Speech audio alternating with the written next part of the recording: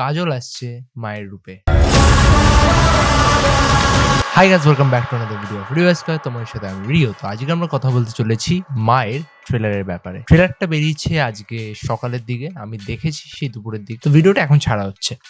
যাই হোক, তো আমার ট্রেলারটা কেমন লেগেছে? ট্রেলারটা কিন্তু অসাধারণভাবে এক্সিকিউটেড ভাবে মনে হচ্ছে। কারণ ফার্স্ট অফ অল যেই জিনিসটা ওয়ার্ক করে সেটা হচ্ছে দ্য কনসেপ্ট, মাইথোলজিক্যাল ব্যাপারটা যে এনেছে তারা, সেটা কিন্তু দেখতে খুব ভালো লাগছে। সেকেন্ডলি যেটা ট্রেলারটাতে ভালো লাগছে সেটা হচ্ছে দ্য ভিএফএক্স ফ্যাক্টর। ভিএফএক্স আগাগোড়ায় কিন্তু অজয় দেবগনের সিনেমাগুলোতে খুব হেভি হয় অ্যান্ড সেটা কিন্তু দেখতে খুব ভালো লাগে। উনি খুব ওয়েল এক্সিকিউটেড লাগে। কয়েকটা জায়গায় জিবরিশ লাগে বা কয়েকটা জায়গায় আনফিনিশড লাগে, বাট ওয়ার্ক করে। কারণ ওই মোমেন্টটাতে ওইটা যেন ক্রিয়েটটা বা অ্যাম্বিয়েন্সটা ওরমভাবে ক্রিয়েট করা হয় যাতে ভিএফএক্সটা ওরম লাগে না। এখানে একটা শয়তানের উপর একটা যে ভিএফএক্স একটা এনেছে সেটা কিন্তু দেখতে খুব ভালো লাগছে।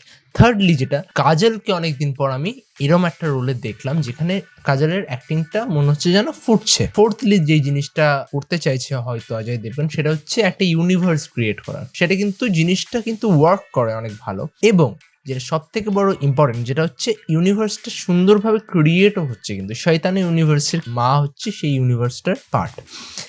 এবার অজয় দেবগন মেবি শ্রী ইউনিভার্সের মতন ট্রাই করছে, বাট সিরিয়াস টোনটা যেটা ওখানে হিউমারাস ছিল বা হরর কমেডি ছিল, সেটা এখানে ড্রামা দিয়ে একটা ইউনিভার্স ক্রিয়েট করতে চেয়েছে হয়তো।